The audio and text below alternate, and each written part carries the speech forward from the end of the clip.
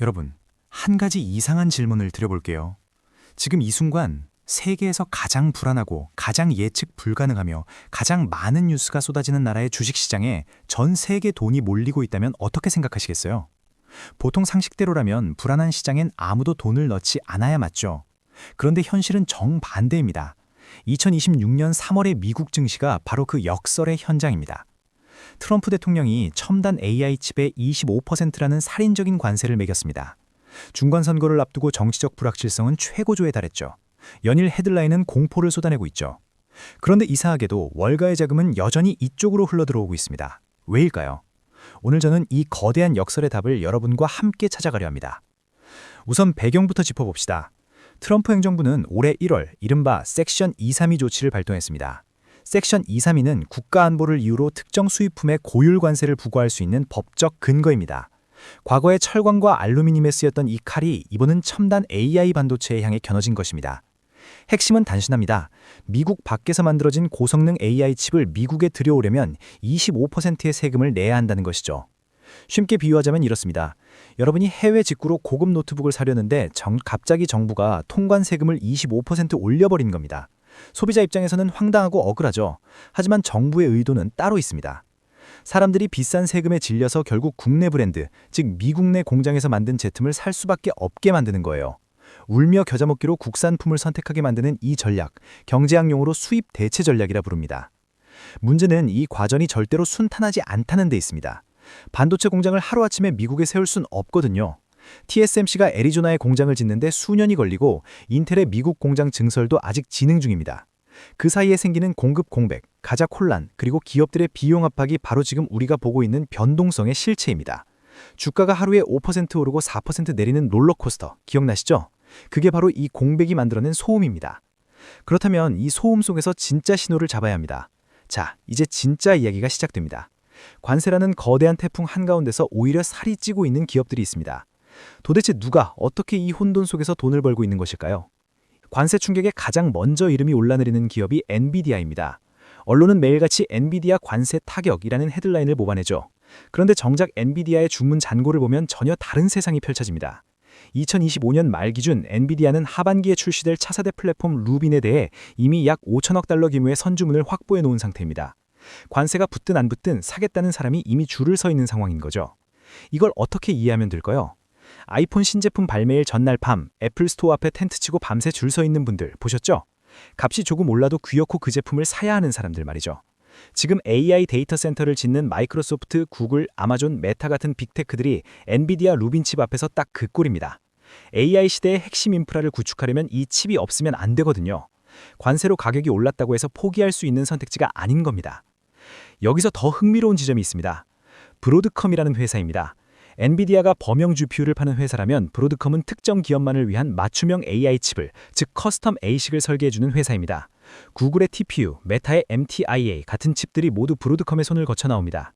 빅테크들이 엔비디아에 대한 의존도를 줄이기 위해 자체 칩 개발에 나서면서 오히려 브로드컴이 반사 이익을 톡톡히 누리고 있습니다. 이건 마치 나이키와 아디다스가 경쟁하는 사이에 두 회사 모두에게 운동화 밑창을 납품하는 회사가 조용히 돈을 버는 것과 같은 이치입니다. 자, 그런데 여기서 한 가지 불파는 진실을 직시해야 합니다. 엔비디아는 현재 칩 생산을 대만의 TSMC에 거의 전적으로 의존하고 있습니다. 관세 정책의 직접적인 타격 대상이 될 수 있는 구조죠. 단기적인 코스트 프레셔, 즉 비용 압박은 피하기 어렵습니다. 일부 애널리스트들은 관세가 엔비디아의 마진을 3에서 5%포인트가량 끌어내릴 수 있다고 분석합니다. 하지만 시장은 이 비용 압박보다 훨씬 더 강력한 무기를 봅니다. 바로 수요의 폭발성입니다. AI 수요는 관세 따위를 가볍게 뛰어넘습니다. 오히려 시장은 관세를 미국이 직접 AI 제조기지를 구축하겠다는 신호로 읽고 있죠. 고통스러운 전환기를 거쳐 미국산 AI 공급망이 완성되는 날, 그 과실을 누가 가장 크게 가져갈까요? 이미 생태계를 장악한 엔비디아가 아닐까요? 반도체 이야기는 여기서 끝이 아닙니다. 사실 이보다 더 조용하고 더 무서운 수혜자가 있습니다. 정부의 두꺼운 지갑이 열리는 곳, 바로 AI 소프트웨어 쪽을 이제 살펴보아야 할 때가 왔습니다. 이제 시각을 조금 넓혀볼 필요가 있습니다. AI 투자 이야기를 할 때 사람들은 대부분 엔비디아 같은 하드웨어 기업만 떠올립니다. 하지만 지금 월가에서 가장 뜨거운 논의는 따로 있습니다. 바로 미국 정부가 AI의 가장 큰 고객이 되고 있다는 사실입니다. 트럼프 행정부는 2026년 예산안에서 AI 기반 국경보안, 군사 정보 분석 등 정부 행정 저동화 등에 막대한 예산을 배정했습니다. 국방부는 AI를 이용한 드론 제어 시스템, 적 의도 예측 분석, 전장 정보 통합 플랫폼 개발을 본격화했습니다. 그리고 이 모든 사업의 중심에 한 기업이 있습니다. 바로 펠렌티어입니다. 펠렌티어는 처음부터 정부 데이터 분석을 위해 설계된 회사입니다. CIA, FBI, 미 육군, 특수자전사령부 등 미국의 핵심 정보기관과 군사 조직이 주요 고객이죠. 일반 기업들이 상업 AI 시장에서 치열한 경쟁을 벌이는 동안 펠렌티어는 정부 계약이라는 든든한 해자 안에서 조용히 매출을 쌓아 올리고 있습니다. 2025년 기준 펠렌티어의 미국 정부 매출은 전년 대비 약 45% 성장했습니다. 쉬운 비유로 설명해 드릴게요. 동네에 치킨집이 10군데 생겼다고 상상해 보세요. 대부분은 일반 손님들 놓고 치열한 경쟁합니다. 그런데 딱 한 집만 군부대 전용 납품 계약을 체결했습니다. 경기가 좋든 나쁘든 경쟁자가 몇이든 상관없이 그 집은 매달 정해진 물량을 납품합니다. 펠렌티어가 바로 그 군부대 납품 치킨집입니다. 민간 AI 기업들이 상업시장에서 롤러코스터를 타는 동안 펠렌티어는 정부라는 가장 안정적인 대형 고객을 독점하고 있는 셈입니다. 물론 리스크도 있습니다. 정치 환경이 바뀌면 정부 계약도 바뀔 수 있죠. 하지만 AI 기반 국방과 국경 보안은 트럼프 행정부의 핵심 어젠다입니다. 중간 선거를 앞둔 지금 이 분야의 예산이 갑자기 줄어들 가능성은 매우 낮습니다. 오히려 선거를 앞두고 안보 이슈를 부각시키려는 행정부의 의도와 맞물려 AI 국방 예산은 더 늘어날 수 있습니다. 자, 이제 반도체도 살펴봤고 소프트웨어도 살펴봤습니다. 그런데 이 둘에게는 공통된 아킬레스건이 하나 있습니다. 아무리 좋은 칩을 만들고 아무리 정교한 소프트웨어를 짜도 반드시 필요한 것이 있습니다. 바로 전기입니다. 그리고 지금 이 전기 문제가 AI 시장에서 가장 뜨거운 변수로 떠오르고 있습니다. 여러분, AI 데이터 센터 하나가 얼마나 많은 전기를 먹는지 아세요? 구글이 텍사스에 건설 중인 대형 데이터 센터는 인근 중소도시 전체가 쓰는 전력과 맞먹는 전기를 소비합니다. 챗GPT 질문 한 번에 구글 검색 10배에 달하는 전력이 소모된다는 분석도 있습니다. AI가 발전할수록 전력 수요는 기하급수적으로 늘어납니다. 그런데 문제가 생겼습니다. 빅테크들이 너도나노 AI 데이터 센터를 짓겠다고 나서자 전력망에 과부하가 걸리기 시작한 겁니다. 전기료가 오르고 일반 가정과 중소기업들이 피해를 입기 시작했습니다. 그러자 트럼프 대통령은 Ratepayer Protection Pledge, 즉 전기료 납부자 보호 공약을 발표했습니다. 핵심 메시지는 간단합니다. 빅테크들아, 네가 쓸 전기는 네가 직접 만들어라. 일반 시민들의 전기료를 올리지 마라. 이 선언 하나가 시장에 엄청난 나비 효과를 일으켰습니다. 마이크로소프트는 펜실베니아의 3마일 아일랜드 원전을 재가동 계약을 체결했습니다. 구글은 소형 모듈 원자로 스타트업인 카이로스 파워와 계약을 맺었고 아마존은 핵발전 스타트업 엑스에너지에 투자했습니다. 빅테크들이 전력 회사가 되고 있는 겁니다. 이건 마치 대형 식당 체인이 원재료 공급 부족 문제를 해결하기 위해 직접 농장을 매입하기 시작한 것과 같습니다. 외부 의존도를 줄이고 수직 계열화를 완성하는 거죠. 이 흐름의 최대 수혜자는 누구일까요? 바로 비스트라와 컨스텔레이션 에너지입니다. 비스트라는 미국 최대의 민영 전력 발전 기업 중 하나로 텍사스와 일리노이를 중심으로 원자력, 천연가스, 태양광 등 다양한 발전 포트폴리오를 보유하고 있습니다. 컨스텔레이션 에너지는 미국 최대의 원자력 발전 운영사입니다. 두 회사 모두 2025년 한 해 동안 주가가 100% 이상 성장했습니다. AI가 만든 전력 수요 폭발이 이들을 새로운 AI 수혜주로 만든 겁니다. 이건 역사적으로 보면 흥미로운 패턴의 반복입니다. 1848년 캘리포니아 골드러시 때 금을 직접 캐서 돈을 번 사람보다 금을 캐는 사람들에게 청바지와 삽을 팔아서 더 많이 번 리바이 스트라우스 같은 사람이 나왔죠. 지금 AI 시장도 비슷합니다. 엔비디아라는 곡괭이를 사는 것도 좋지만 그 곡괭이를 움직이게 하는 전기와 물, 즉 에너지 인프라에 투자하는 사람들이 등장하기 시작한 겁니다. AI의 전쟁터가 반도체에서 에너지로 확장되고 있습니다. 그렇다면 이 모든 돈의 흐름을 위에서 내려다봤을 때 어떤 그림이 보일까요? 단순히 어떤 종목이 오르느냐를 넘어 월가의 큰 자금이 어디서 어디로 이동하고 있는지를 추적해야 합니다. 주식시장에는 종종 위대한 로테이션이란 불리는 현상이 일어납니다. 한 곳에 너무 많이 쏠린 돈이 다른 곳으로 이동하는 현상이죠. 지금 월가에선 바로 이 그레이트 로테이션이 진행 중입니다. 2023년과 2024년 미국 증시를 이끈 것은 매그니피센트 세븐이었습니다. 애플, 마이크로소프트, 알파벳, 아마존, 엔비디아, 메타, 테슬라 이 7개 기업의 시가총액 합산이 S&P 500 전체의 30%를 넘어섰습니다. 이건 엄청난 집중도입니다. 쉽게 말하면 반 전체 학생 30명 중에 7명이 총점의 30%를 독식하고 있는 셈이에요. 그런데 2026년 들어 분위기가 달라졌습니다. 기관 투자자들이 조용히 매그니피센트 세븐 비중을 줄이고 그 돈을 러셀 2000 중소형주, 전통 제조업, 에너지 인프라, 그리고 내수 소비 기업들로 옮기기 시작했습니다. 왜일까요? 바로 밸류에이션 문제입니다. 매그니피센트 7의 평균 주가 수익 비율은 여전히 30배를 훌쩍 넘습니다. 반면 러셀 2000 구성 종목들의 평균 PER은 15배 내외에 불과하죠. 비싼 것을 팔고 싼 것을 사는 기본 원칙이 지금 작동하고 있는 겁니다. 여기에 또 하나의 중요한 변수가 추가됩니다. 중간선거입니다. 2026년 11월로 예정된 중간선거는 지금부터 시장의 그림자를 들이옵니다. 역사적으로 중간선거를 앞둔 시기에는 대형 기술주보다 정책 수혜가 명확한 섹터들이 더 좋은 성과를 냈습니다. 인프라, 에너지, 방산이 대표적이죠. 트럼프 행정부가 선거를 앞두고 어떤 정책을 더 강하게 밀어붙일지를 보면 그 혜택이 어느 기업에 떨어질지가 보입니다. 그렇다면 이 로테이션 속에서 개인 투자자인 우리는 어떻게 대응해야 할까요? 핵심은 AI 투자를 층위별로 나눠서 생각하는 겁니다. 첫 번째 층위는 AI 칩 제조사인 반도체 기업입니다. 엔비디아, 브로드컴이 여기에 해당합니다. 두 번째 층위는 AI를 구동하는 전력을 공급하는 에너지 기업입니다. 비스트라, 컨스텔레이션 에너지가 여기 속합니다.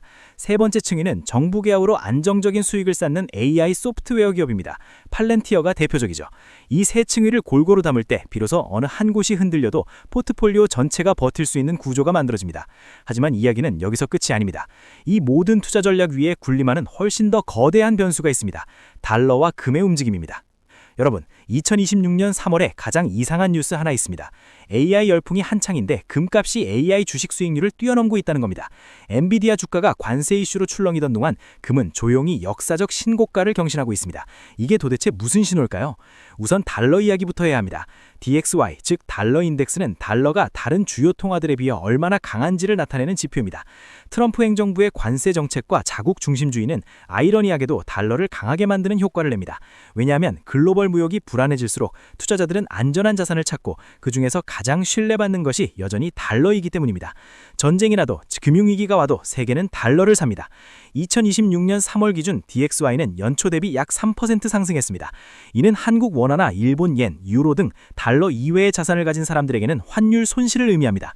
쉽게 말해서 한국에서 미국 주식에 투자하는 분들은 주가가 조금 떨어져도 달러 강세 덕분에 원화 기준 수익이 유지되거나 오히려 늘어날 수 있는 구조가 된다는 겁니다. 그리고 금입니다. 금은 전통적으로 인플레이션 해지 수단으로 쓰입니다. 관세는 수입 물가를 올립니다. 수입 물가가 오르면 전반적인 물가, 즉 인플레이션이 올라갑니다. 인플레이션이 오르면 사람들은 금을 삽니다. 이 논리적 연결고리가 2026년 초부터 작동하면서 금값이 온스당 3,200달러를 돌파하는 역사적 수준까지 치솟았습니다. 이건 단순한 투기가 아닙니다. 인플레이션 우려가 현실화되고 있다는 시장의 경고 신호입니다. 그렇다면 우리 같은 일반 투자자는 이 달러 강세와 금 상승을 어떻게 활용할 수 있을까요? 세 가지 관점에서 생각해 볼 수 있습니다. 첫째, 달러 자산 비중을 포트폴리오의 일정 부분 유지하는 것입니다. 미국 주식에 투자하는 것 자체가 달러 자산 보유를 의미합니다. 둘째, 금 관련 ETF나 금 채굴 기업 주식을 인플레이션 해지 수단으로 고려해 볼 수 있습니다. GLD나 GOLD 같은 ETF가 대표적이죠. 셋째, 이 모든 것을 단일 통화 또는 단일 자산에 집중 투자하지 말고 분산해야 한다는 원칙을 다시 한번 상기해야 합니다. 이제 거의 다 왔습니다. 기승전결의 전, 즉 반전의 지점에 섰습니다. 모든 조각들을 봤습니다. 관세, 반도체, 에너지, 소프트웨어, 달러, 금, 이제 이것들을 하나로 엮는 최종 그림을 그릴 때입니다. 지금까지 살펴본 모든 이야기의 공통점을 하나로 정리해드리겠습니다. 2026년 미국 증시에서 살아남으려면 단순히 AI 트렌드를 따르는 것만으로는 부족합니다. 반드시 트럼프 필터를 통과해야 합니다.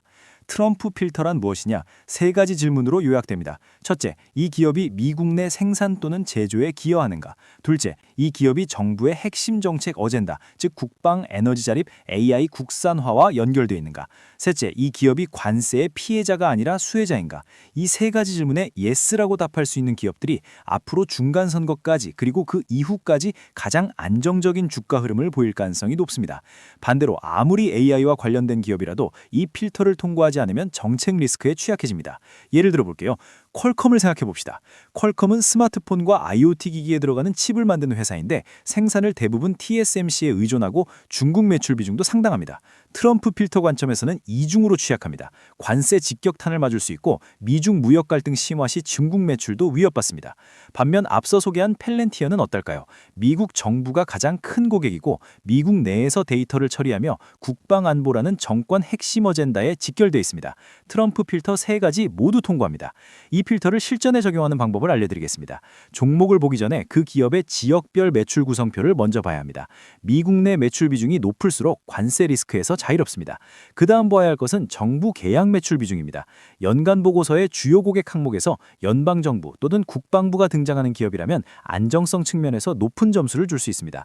마지막으로 에너지 자립 계획입니다. 미래 전력 비용을 어떻게 관리할 것인지 전략을 제시하는 기업이라면 장기적인 경쟁 우위를 가질 가능성이 높습니다.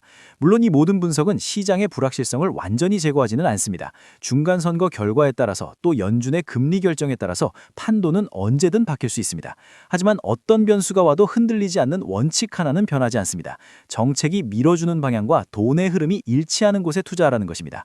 자, 이제 마지막입니다. 오늘 모든 이야기를 하나의 투자 전략으로 결론 내려야 할 시간이 왔습니다. 여러분, 오늘 저는 여러분과 함께 2026년 3월 미국 증시라는 복잡한 퍼즐을 맞춰봤습니다. 관세라는 태풍, AI라는 기회, 에너지라는 아킬레스건, 달러와 금이라는 안전판. 이 모든 조각들을 종합해서 내리는 최종 결론은 이렇습니다.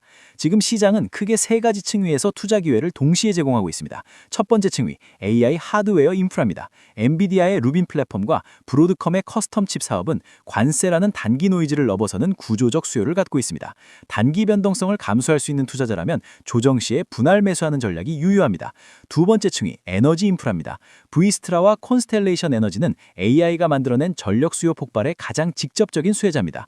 이들은 전통적인 유틸리티 주식의 안정성과 AI 수혜주의 성장성을 동시에 가지고 있습니다. 변동성이 싫은 투자자들에게는 오히려 이 섹터가 더 편안한 선택이 될 수 있습니다. 세 번째 층이 정부 AI 소프트웨어입니다. 펠렌티어는 변동성이 높은 AI 시장에서 가장 방어적인 포지션입니다. 정부라는 가장 든든한 고객을 등에 업고 있기 때문이죠. 밸류에이션이 높은 것은 사실이지만 성장 가시성 측면에서는 타의 추종을 불허합니다. 그리고 이 모든 포지션 위에 달러 강세와 금 상승에 대비한 해지를 일정 부분 유지하는 것이 현명합니다. 관세발 인플레이션이 예상보다 오래 지속된다면 금과 달러 자산이 전체 포트폴리오를 지탱하는 버팀목이 될 것입니다. 마지막으로 중간 선거에 대해 한마디 드리겠습니다. 역사적으로 중간 선거 전 6개월은 시장에 불확실성을 주지만 중간 선거 이후 12개월은 평균적으로 강한 상승장이 펼쳐졌습니다. 1946년 이후 중간 선거 이후 1년 S&P 500 평균 수익률은 약 17%에 달합니다. 지금의 소음을 버티고 살아남는 것 자체가 가장 중요한 투자 전략입니다.